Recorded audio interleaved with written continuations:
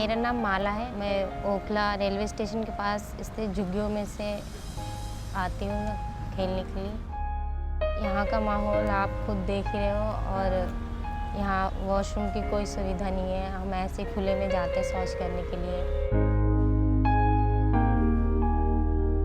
मेरे घर में 8 सदस्य हैं। माता पिता, हम 4 सिस्टर है, एक ब्रदर है और एक दादी है।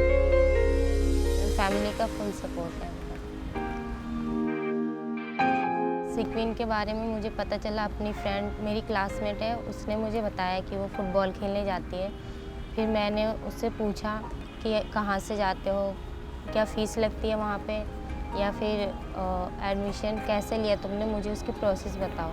तब उन्होंने मुझे इतना बताया था कि ये सिक्विन NGO है, लेकिन उन्होंने ये नहीं बताया था मुझे कि वहाँ पे फ्री में सिखाया जाता है। ग्राउंड पे मैं पहुँची, वहाँ पहली बार मैं ग्राउंड पे गई थी और फुटबॉल भी मैंने पहली बार ही देखा था और कभी सोचा नहीं था कि मैं फ़ुटबॉल खेल पाऊँगी।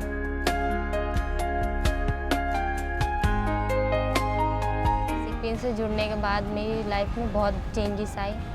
वहाँ से जुड़ने के बाद मेरे अंदर कॉन्फिडेंट आया कि मैं कर सकती हूँ।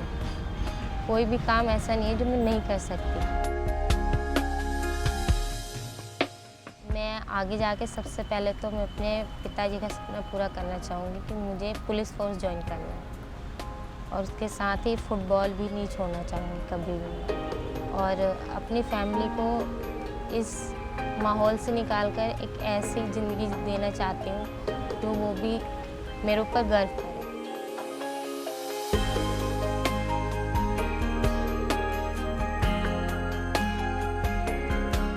सिक्विन की तरफ से मेरे बिटिया को स्कॉलरशिप मिला,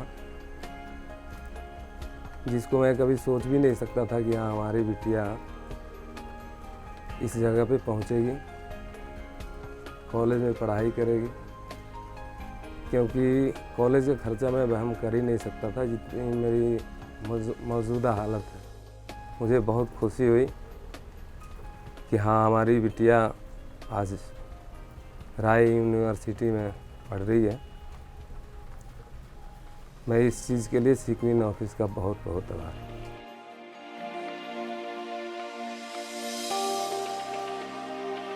मेरा नाम अस्मा है, मैं जोगाबाई में रहती हूँ। मेरे माँ बाप जो थे उनकी वो स्थिति इतनी वो नहीं थी, बहुत गंभीरता थी। उन्होंने मेरी शादी जल्दी कर दी। जिस लड़के से की तो वो लड़की के खिलाफ शादी हुई। उस लड़का राज़ी नहीं था शादी करने की, उनके माँ बाप ने शादी की है और उसके बाद उन्होंने मुझे नापसंद किया। 2 साल बाद बेटी हुई है। बेटी के होने के बाद उन्होंने कोई खर्च वर्च नहीं दिया, घर पे रखा। फिर पापा गुजर गए। उनके गुजरने के बाद जो है तो फिर मैं दिल्ली में आई। उसके बाद से लेके आज तक इतना टाइम हो गया, उन्होंने मुझे देखा नहीं है। मुझे सिक्विन GRC के बारे में पता लगा। मैंने वहाँ से सिक्विन GRC से कोर्स किया कटिंग टेलरिंग का डोली मैम के पास। उससे मुझे काफ़ी फ़ायदा हुआ। 6 महीने का कोर्स कंप्लीट करने के बाद फिर मुझे बुटीक में जॉब मिली। वहाँ से मेरी सैलरी 5,000 रुपये है और उससे जो है मेरा घर का खर्च पानी अच्छे से निकल जाता है। सिक्विन से मुझे बहुत हिम्मत मिली है। वहाँ के लोगों ने मुझे बहुत अच्छे से मेरा लीगल कोर्स भी कराया है, वो भी कराया है केसेस। मेरी बेटी 8 साल की है, काफ़ी बड़ी हो गई है। मैं अपनी बेटी को लेकर जो है पालन पोषण अच्छे से कर रही हूँ। किसी पे बोझ नहीं हूँ, किसी पे कोई एहसान नहीं। अपने बच्चे को खुद पाल रही हूँ। तो मेरे साथ हुआ, मैं अपनी बेटी के साथ ऐसा नहीं होने दूंगी। मैं अपनी बेटी को बहुत अच्छा इंसान बनाऊंगी, वो किसी की मार ना खाए, अपने पैरों पर खड़ी हो। और मैं औरों को भी, जो मेरे जैसी और लड़कियां घरों में शादी हो जाती है, उनके साथ घर गृहस्थी जो ख़राब हो जाती है, मैं उनको भी संदेश देना चाहती हूँ। वो भी अपने पैरों पर हिम्मत करके आगे बढ़ें, मेहनत करें। बहुत हिम्मत मिलती है और उससे जो है तो अपने पालन पोषण अपने बच्चों का अच्छे से कर सकते हैं।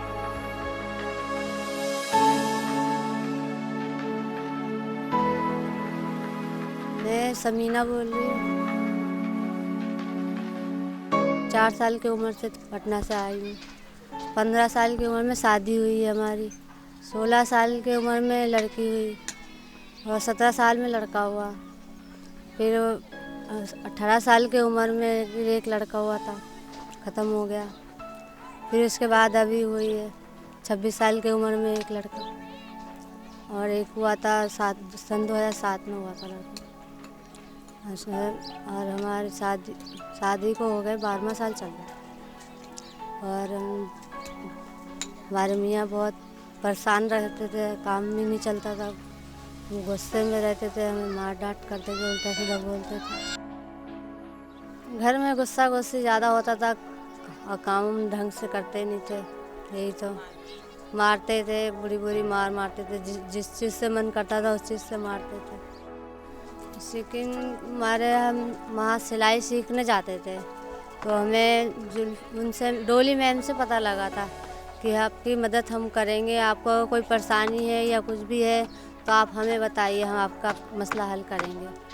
तभी हमने आवाज़ उठाई थी, जब हमें सबको बताया था हमने, तब उन्होंने मुझे समझाया बुझाया।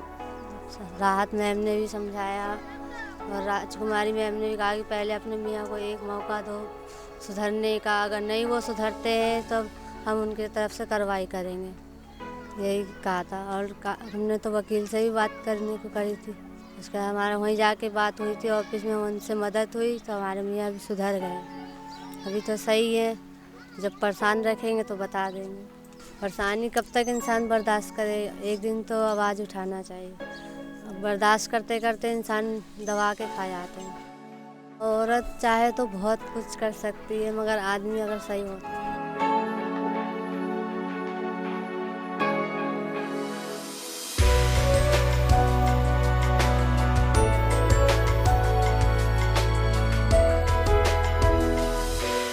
आवाज़ उठाओ आंदोलन जो है वो महिलाओं के अधिकारों के लिए और सशक्तिकरण के लिए काम करता है। मर्द वही नहीं कहलाता जो कि लड़ाई करता है, शराब पीता है या हुकूमत जमाता है अपने घर में। वो मर्दानगी नहीं है, वो बेवकूफ़ी है। मर्दानगी उसे कहते हैं जो हर एक चीज़ का समस्या हल कर सके। से मैं इससे जुड़ी हूँ तो मुझे लगता है कि औरत आदमी से कम नहीं है। इससे मुझे बहुत ही बेनिफिट मिला है सीक्वेंस से। औरतें इतना डरती थी, कोई झगड़ा होगा तो बाहर नहीं निकलती कि पुलिस आगे हम नहीं जाएंगे बाहर, ये सोच लो। डरती थी मतलब बात करने से।